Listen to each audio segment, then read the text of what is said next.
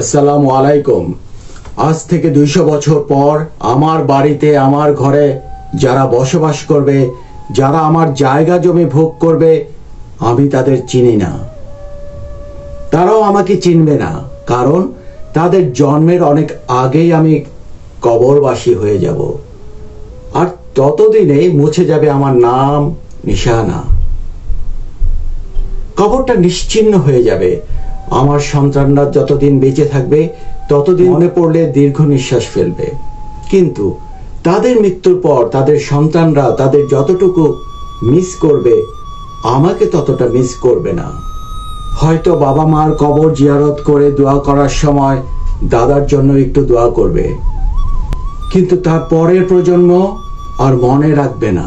প্রায় 200 বছর আগে মারা গেছে আমার দাদার দাদা, যিনি আমার পূর্বপুরুষের জন্য ঘর বাড়ি জায়গা জমি রেখে গেছেন। একই বাড়ি একই জায়গা জমি আমরা যখন ভোগ করছি, কিন্তু ওনার কবরটা কোথায় সেটা আমরা জানি না। হয়তো আমার দাদার পিতা জানতেন, কিন্তু দাদার পিতা তো বেঁচে নেই, দাদাও বেঁচে নেই। তবে 7-5 করে সম্পদের পাহাড় গড়ছেন, সেটা কবরে নিয়ে যেতে পারবেন না। আর যাদের জন্য রেখে যাচ্ছেন তারাও আপনাকে মনে রাখবেন না, এটা নিশ্চিত। অন্যের সম্পত্তি জবরদখল করে ভাবছেন আপনি জিতে গেছেন। সুদ ঘুষ কমিশন বাণিজ্য করে সম্পদের পাহাড় গড়ে ভাবছেন আপনি জিতে গেছেন। তাহলে আপনি আস্ত একটা বোকা, আস্ত একটা বোকা।